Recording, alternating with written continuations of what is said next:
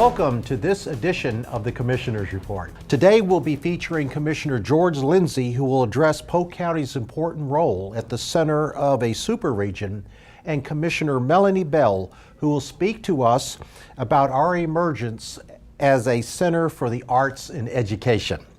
First up is Commissioner George Lindsey. Welcome to the show. Thank you. By 2060, it is estimated that Florida's population will almost be 36 million residents. Polk County is well positioned to grow. In Florida, we have what's known as the 80-20 rule. 80% of the population lives within 20 miles of the coast.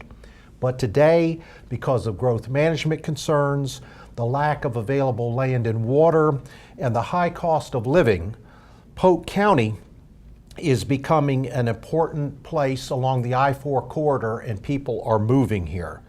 Polk County, with its 554 lakes, with its beautiful rivers and streams, is viewed as an extremely attractive place to live, particularly by people who desire to live on the water.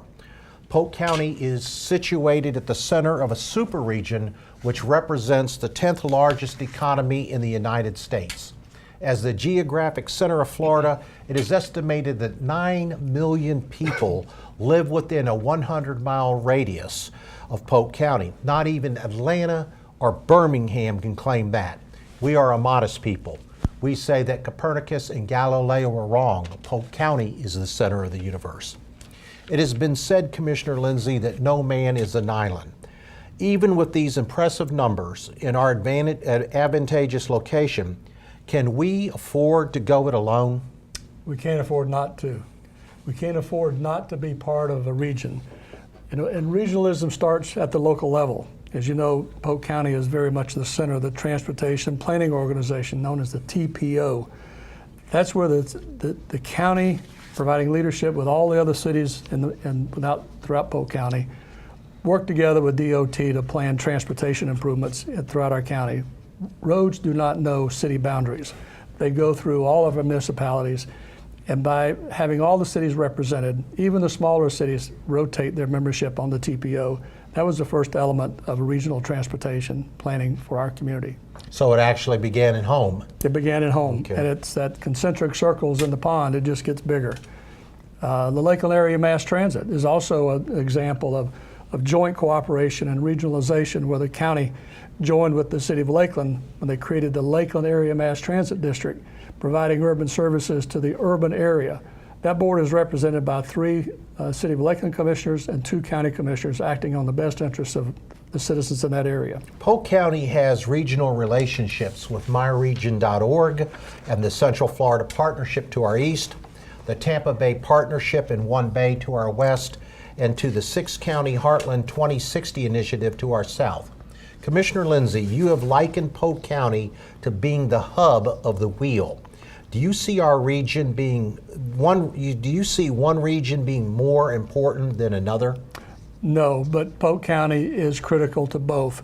As you mentioned, on the west side, the Tampa Bay planning area, they reached over to the east and made Polk County part of their planning scenario. Our counties east of us, they've reached to the west, and they've also grabbed Polk counties to be part of their planning processes for roads, infrastructure, natural resources, and all of those things that are important for quality of life. So we're being not pulled in different directions, we're being made a part of both directions. Add to that the regional concerns, recent concerns regarding counties to our south. So when you look at the map, there's no other county that has that core responsibility to multiple jurisdictions. We're made part of the East planning, we're made part of the West planning, and now made part of the South. And Polk County is ideally positioned to have an influence and make sure that we have a seat at the table in each of those arenas. It's critical that we have that seat. You know, and as Florida continues to grow, perhaps the most important element on the public's mind is water conservation and availability. Why is it advantageous for us to cooperate with other jurisdictions when it comes to vital water supplies? Jim, you know, Florida doesn't have a natural water body like the Mississippi or Missouri, anything providing our water supply. All the municipalities and the counties require on tapping the aquifer. We just can't have, dozens and dozens of straws poking into that aquifer being drawn out for each specific area. But by joining together with our friends on the east and west again, we can have regional planning for water supply. Polk County is a participant, and this is a mouthful, the Water Cooperative of Central Florida, where we do plan for long-term water supply in both transmission and interconnections so that we back up each other. We're partners with the City of St. Cloud, the Toho Water Authority over near the Disney area, Orange County and Polk County make that coalition that provide for the long-term planning. And as part of this regionalization, the feds and the state have made it clear that unless there's a regional game plan, you're not going to get any outside support from the feds or from the state. So by showing that cooperation, we can leverage our resources. It also shows cooperation with the water management districts who are concerned about aquifer protection, long-term supply, and conservation. By having us join together in this effort, it's in concert and cooperation with the Southwest Florida Water Management District as far as the South Florida Water Management District also. A couple years ago, the counties, particularly along the I-4 corridor, were interested in the development of high-speed rail. Some folks view multimodal transportation projects as being critical to our development as a super region. Polk County officials have recently been invited to become part of the Tampa Bay Area Transportation Organization. Is this a good idea, and what will be asked of us if we join? Well, the infrastructure is going to get planned by somebody, and the needs of not this decade, but the next decade or the next decade are going to have to be satisfied. If we want to be players in this, then we need to have a seat at the table. And I highly recommend that we have that seat at the table in order to be part of that process. The needs to get people into and out of Polk County, both goods and services as well as people, it's going to be important that we have that interconnection and that we be part of that planning process. I can see the emerging CSX Integrated Logistics Center that's headquartered in Winter Haven, but it'll actually, have ties to the Port of Tampa. So State Road 60 is going to be taking on increased importance. Obviously, the I-4 corridor is still going to be important.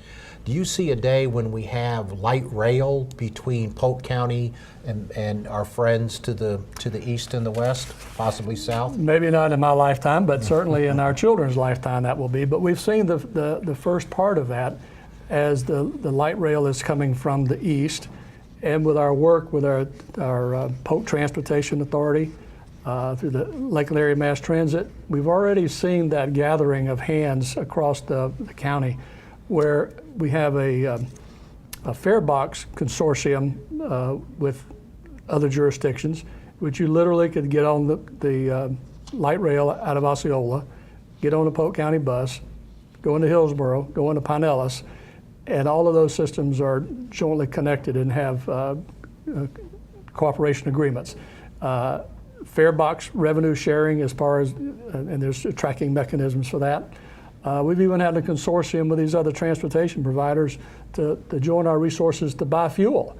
My gosh, Polk County alone buys millions of gallons of fuel, and if we can join others and get the price per gallon down 50 or 75 cents a gallon, that's huge savings for the county. So the very long answer to a short question, but yes, I think light rail is in the long-term future as part of our planning horizon. Thank you. Our representatives in the nation's capital have told us in the past that infrastructure projects have a better opportunity to pass and be funded if they are regional in scope.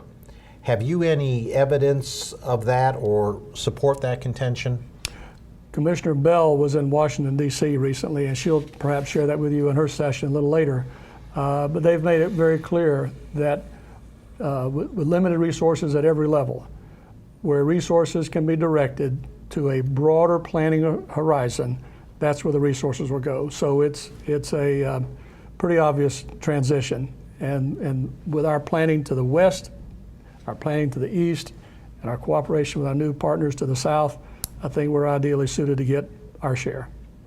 Polk County was very active in my region's Open for Business initiative to streamline the permitting process across the counties to spur residential construction and for general business development. Much of this work was accomplished before you took office, but we know as a business proponent, you support this type of regional approach to intergovernmental cooperation and permitting. Could you please explain why? In the business world, time is money. And if you're spending time running around to various agencies, getting permits and paying fees and all that kind of stuff, it's not very productive time. So this initiative put in one place a location that prospective builder, developer, landowner, someone who wants to expand their existing business can go and get the answers in a more expedited fashion and get started quicker, putting people to work and putting finished product on the tax roll. And as you said, businesses don't know county lines. Absolutely, that's They're there true. to do business. You know, community and economic development remain critical components of Polk County's future if we are to prosper in this super region.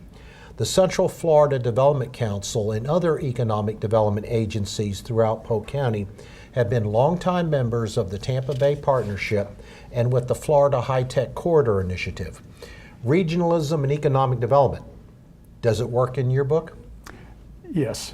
This is a case where 2 and 2 is more than 4.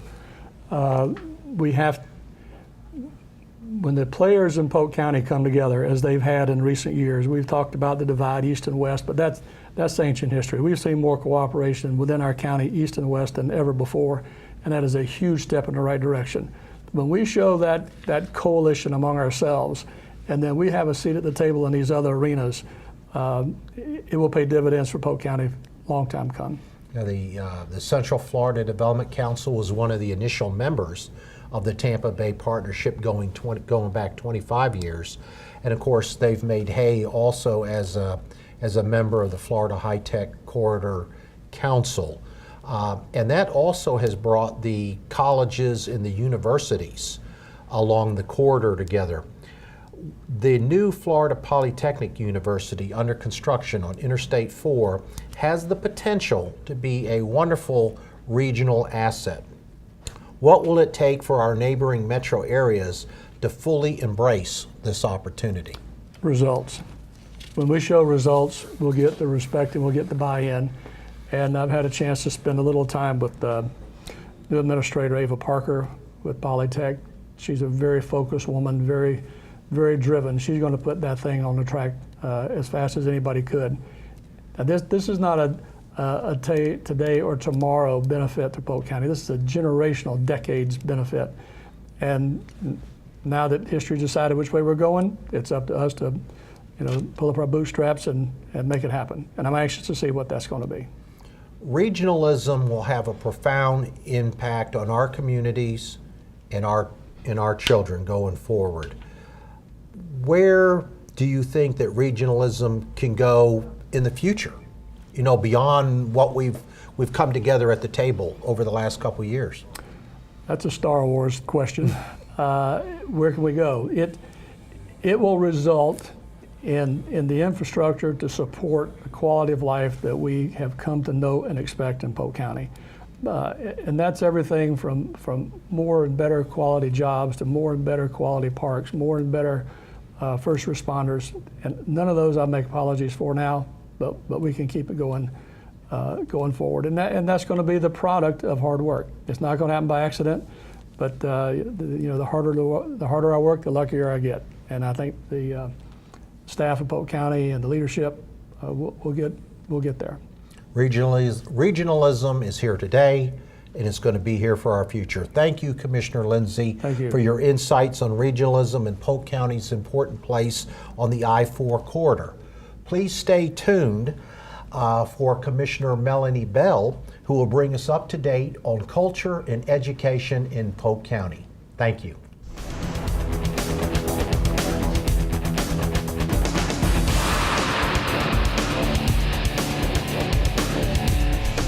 Welcome back to the Commissioner's Report, where we're now speaking with Commission Chair Melony Bell about a subject that's very near and dear to her heart, encouraging and enhancing the arts and education in Polk County.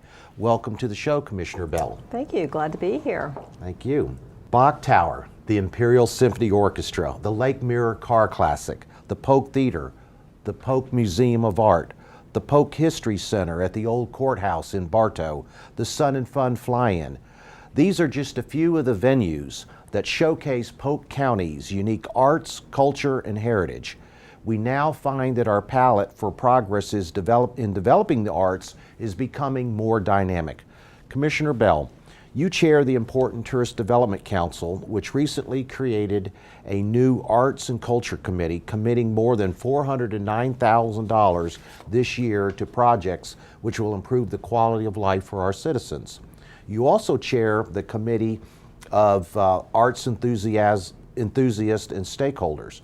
One would say that you're very committed to the arts. Where does this passion come from? The reason I got behind the arts was because of economic impact it has on Polk County. Polk County, as you were just reading your list of all of the arts that we have here, we're very rich in this county with the arts, and it's not marketed enough. I believe that to bring professionals here and to keep them here, they need to know about the arts here in the county. So I got involved right after I was elected to office in bringing the tourist development tax back into the arts. Back in 1986, there was a ordinance that was voted in by the people that 15% of the first 2 pennies would go to arts and cultural.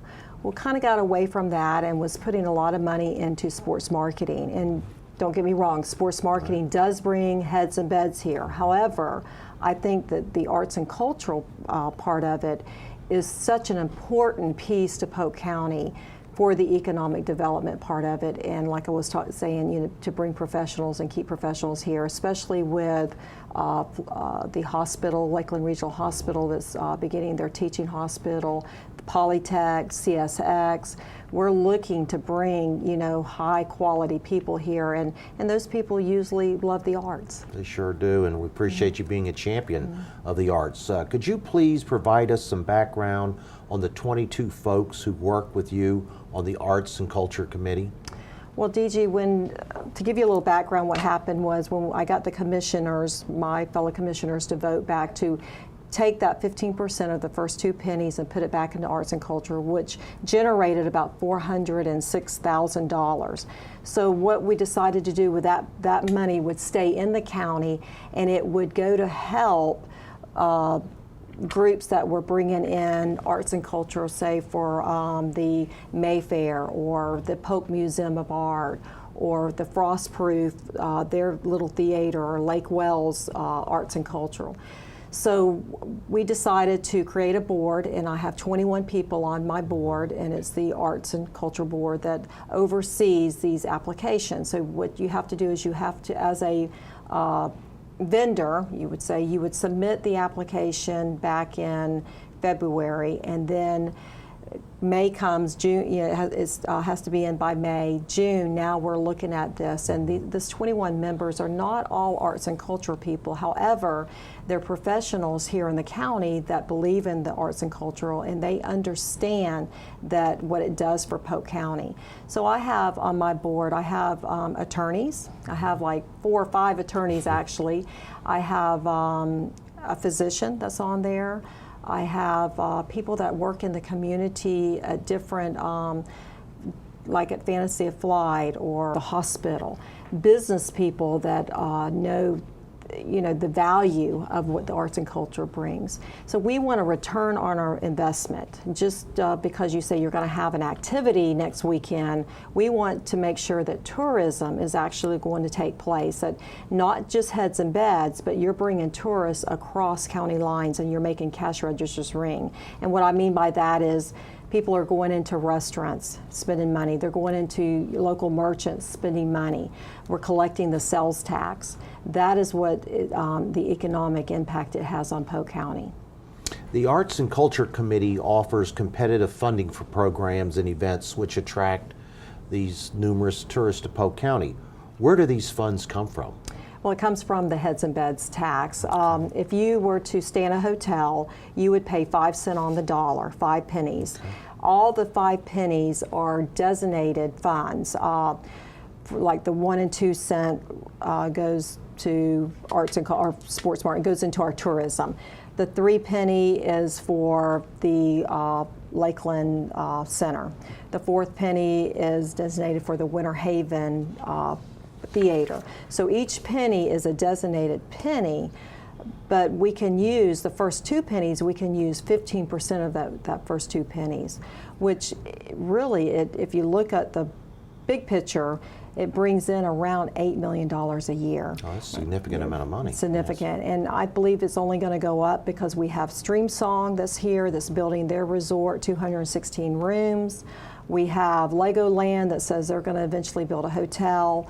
We have, a lot going on in this county, and there's other things that's going on with sports marketing that's bringing in people to stay in our heads and beds. We're right in the middle of an application process for next year's funding.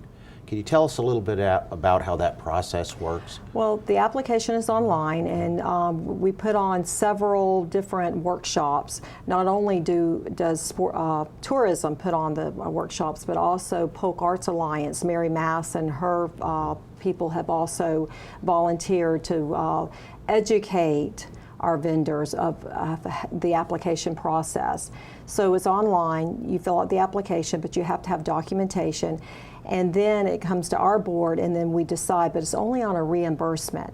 After your event is over, then you come back and you say, I generated so many people into the area. I have these numbers there. So it's very scientific function that we have. I mean, you have to fill in the blanks, and it has to be proven. We just don't dole money out to be given. The young people in Polk County are so creative, and we have several schools in Polk County that are dedicated to promoting the arts. Is the public school system or other governments, are they eligible to receive these funds? If you're a 501c3, you are eligible. So you have to be able to obtain those funds. I know that Florida Southern College with their theater, Southeastern, Polk State, they have also applied. The Frank Lloyd Wright, that's coming on board, they're eligible. So there's just a wide array of people throughout the county that's able to apply for this funding. And now that we've had the funding in place for a little bit, what kind of excitement is in the community as this created? Well, I just attended the Polk Arts Alliance Awards dinner they had, I guess maybe about 3 months ago, and was recognized there for bringing the funding back to help the arts and culture. But you think of arts and culture, and it's everybody. Everybody has some type of piece that they can relate to arts and culture. I've always said I'm not a museum hugger. I enjoy museums. When we go on trips, I go to museums. However, we love the performing arts. So we travel to Tampa and Orlando because we love the performing arts. So when we go over there, we're spending money. We're making cash registers ring. So there's many, the performing arts, the visual arts. There's so many different aspects of the arts here in the county that somebody has a connection to. Very vibrant. Mm-hmm. It has been said that having a thriving cultural environment is not only vital to our local citizens, and you touched on this earlier, Commissioner Bell, but for attracting top companies and top professionals. Absolutely. We have a professional here in the county. He'll remain nameless, but he was not taken on the tour of the Arts and Culture Tour until about 3 months after he took a position here. And him and his wife are very involved in the arts, and actually they live in Orlando. He said if he would have known how rich we are here in Polk County with the arts, that he would have brought his family here. But the arts are very important to him. He's got children, and he wants them involved in the arts. So now that he knows that he's been educated, he said he's trying to sell his home in Orlando and move here to Polk County. You recently attended a groundbreaking for a new arts center in Eloise that will be a public-private partnership, and it's generating excitement in that community. What's that about? Oh, that is exciting. exciting not just for Polk County, but for the children that are in Eloise, actually is where the center opened. And it was Jane Waters that had a vision, and she went out and got business partners to partner with her. No public funding went to this other than the Polk County owned the piece of property, and we gave them the property. But they're going to build this art center there and offer all different types of arts that I touched on earlier. But it's going to give these kids opportunities that they would have never had. So we're excited. It seems that every day now we pick up the newspaper and we read another story about a public school project being cut. How can you and your colleagues on the county commission address this situation, or should you? Well, I absolutely think that we're responsible for all of Polk County. Just because we don't serve on the school board, it doesn't make us exempt from being involved in our schools. And I recently got involved with the career academies through John Small and his initiatives, because I feel like it's so important that we have a workforce that is ready. Our children that graduate from high school, if they're not going to college, that they have some type of technical degree before they graduate, that they can go out into the workforce. And that's what our employers are looking for. You know, when an employer comes to the county, I think the first thing they do is they look up a county commissioner. And I've been very fortunate as being chair this year. I've had a lot of employers knocking on my door as companies saying, you know, we want to land in Polk County. What can you do for us as tax abatements and all? And my question is, what can you do for us and our children here? How are you going to be involved in our education? Because they want educated kids. So I've gotten involved, and it's been very exciting to watch this unfold, because you ask, well, what does a commissioner have to do with education? And it's a lot.